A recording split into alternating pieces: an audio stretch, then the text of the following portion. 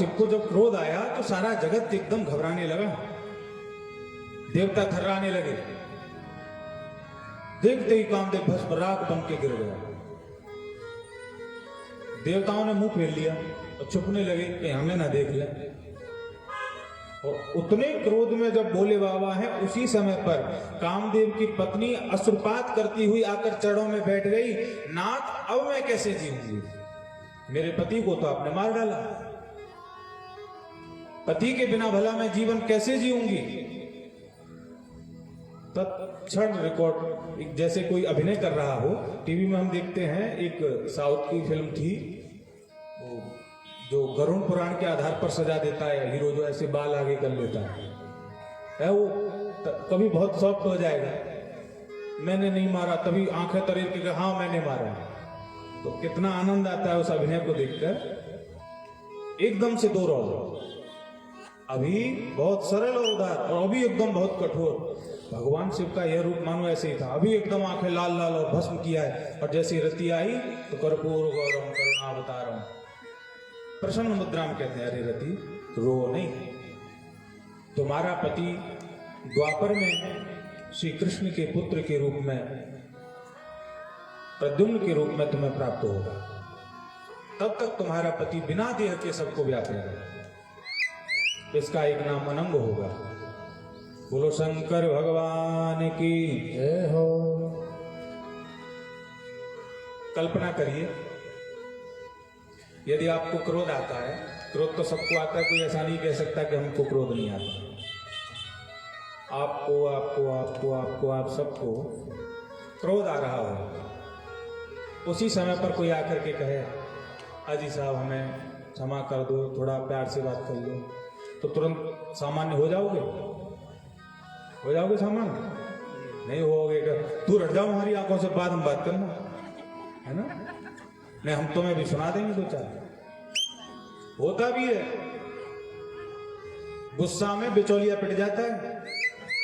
हमारे गांव के, हमारे गांव के एक सज्जन के पट्टी बंधी हुई थी, छर्रा बाजार पड़ता है, वहां से आए थे। गांव वालों ने पूछा कैसे बंधवा ली? बोले सेठ जी से कोई ग्राहक लड़ रहा था, हम बचाने चले गए तो बाट उठा के हमारे ही मार दिया। एक हमारी आंखों के सामने की बात है। हम और पूज्य पिताजी हम आ रहे थे, तो एक छोटी सी दुकान रोड साइड लगी हुई थी, वो आपस में दो लोग लड़ रहे थे और बहुत भयंकर लड़ रहे थे। तो हमारे पिताजी वहीं से डांटने लगे, ए लड़ो नहीं लड़ो नहीं। और उनमें तकरार बहुत बड़ी थी। एक स्कूटी वाले साहब, अवस्था होगी उनकी 60 वर्ष, उतरे बेचारे, उन्होंने बस इतना दोष कर दिया कि बचाव में एक एक थप्पड़ मार दिया। अब दोनों चिपक गए उन्हीं से,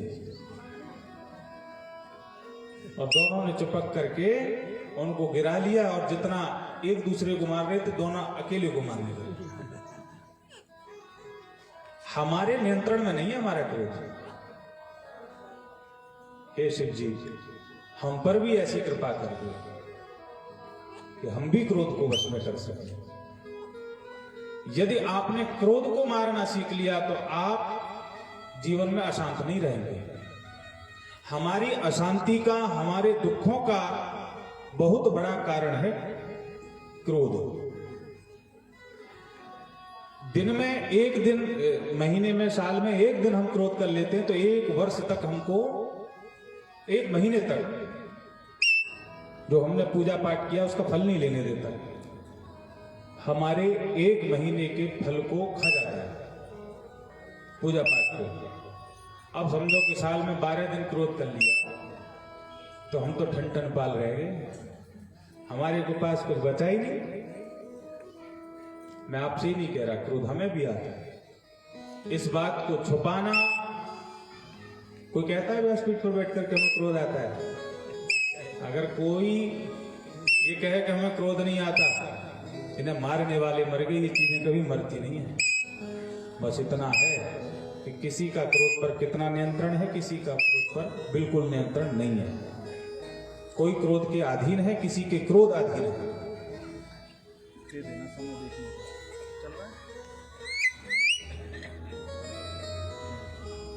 बोलो शंकर भगवान की जय जय सीताराम। तो भैया शंकर जी का स्वभाव देखिए। अच्छा, क्रोध जीवन में होना भी ऐसा चाहिए। हमारे एक पूज्य संत अपनी कथा में उदाहरण दे रहे थे। क्रोध जीवन में यदि हो तो इस प्रकार हो जैसे ये वाद्य यंत्र है तबला, इसको जब बजाते हैं तो बजाने से पूर्व इसको चढ़ाया जाता है ना। जिस स्वर में गा रहे हैं उस स्वर पर इसको मिलाया जाता है, और फिर जब ये इसको बंद करते हैं तो उतार देते हैं। अगर इसको चढ़ा हुआ ही छोड़ देंगे तो खराब हो जाएगा।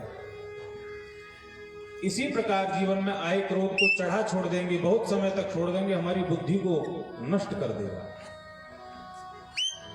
तो क्रोध को चढ़ाकर मत रखो, उतार करके छोड़ दो।